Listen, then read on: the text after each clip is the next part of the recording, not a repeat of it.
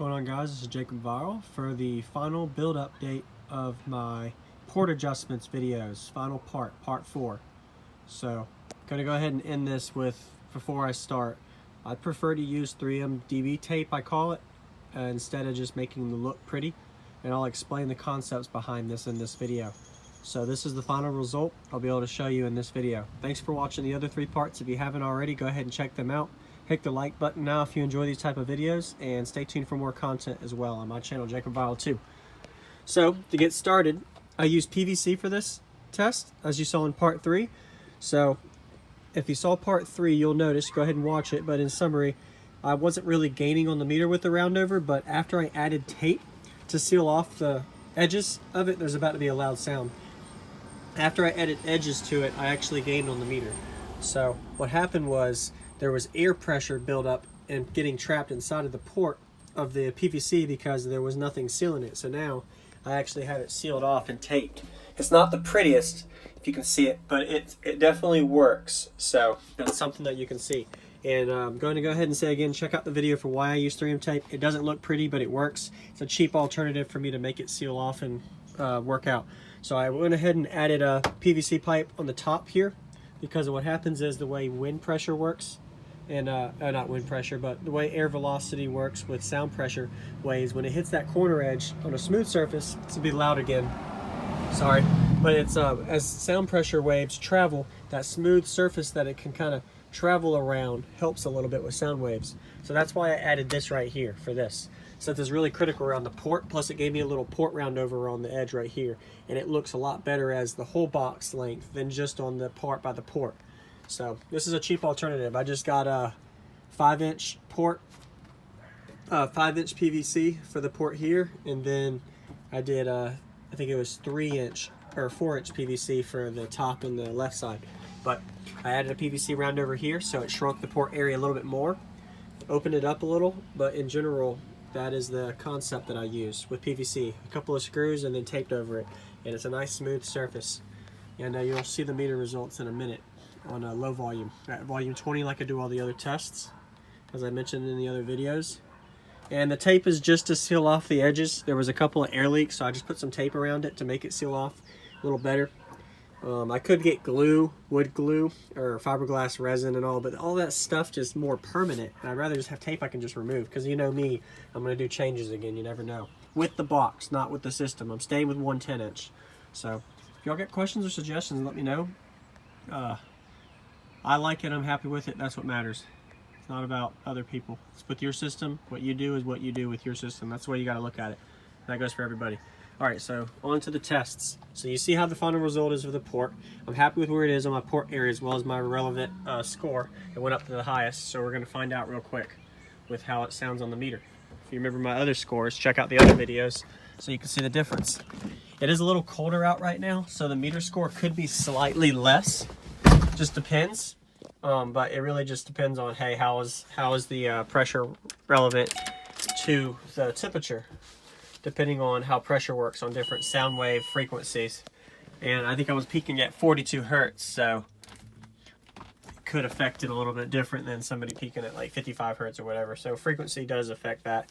We turn on my head unit, make sure it's up, bass knob's up all the way, 20 volume. I haven't turned the truck on today, so this will be a first test. Battery's at 12.6, 12, there we go, 20 volume. All right. Just keep watching different video build updates. I hope you guys enjoy this kind of content. Let me know in the comments if you do. I see a lot of you guys give me good feedback, and watch my other channel as well. So I'm glad that I'm helping some people with their builds.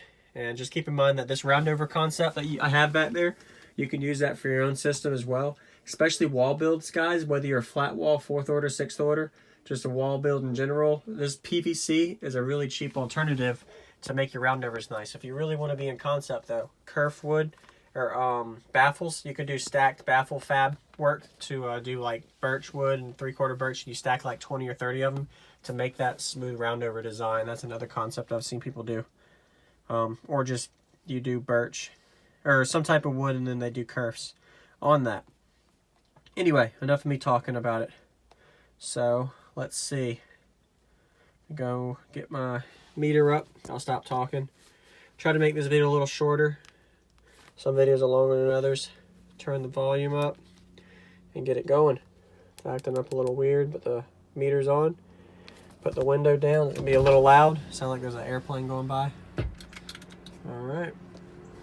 We'll see how it does.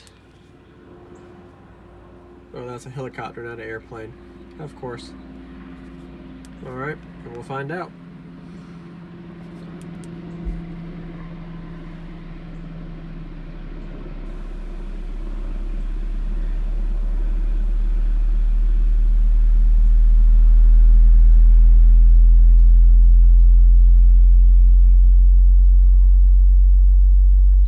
So, there you have it. 120.69 with a couple of those PVC roundovers taped off. So if you remember my score before, it was in the 119 range. So you see that difference there. I didn't change volume or anything, just PVC roundovers and some 3M 2.5 inch aluminum foil tape I got from Lowe's. And my score went up slightly. Not slightly, actually substantially. Just by making sure my roundovers were right, my port area was right. So 20.54, that was another one I tested the other day with that. I always put my phone on the side when I do this, just because this is me looking through pictures to find the score from previous. I already deleted the previous score. Just check out the video to see the previous score. But stay tuned for more videos. Definitely exciting times to see that. On my ported enclosure, I only had around a 114 to 116 dB range here. So that fourth order, actually no, I did get about 118 dBs at the highest range on the ported enclosure. So a little over 2 dB higher than the ported enclosure that I had, just at the 20 volume level. But of course it could have slightly changed because of subsonic or frequency. But I was peaking at 52 hertz, now I'm at 42 hertz. So I dropped 10 hertz frequency, better bandwidth. Still a peaky response, but I have better bandwidth because I can play down into the high 20s, where before I could play only the low 40 hertz range and up really well. So should be some exciting times to see the difference in results. Stay tuned for upcoming videos for a demo video, other tests and tunings videos with my build, as well as extra tips and tricks to your system you can improve, and the SPL meter results of this single 10-inch fourth order build. Right. Appreciate you guys watching. I'll see y'all next time.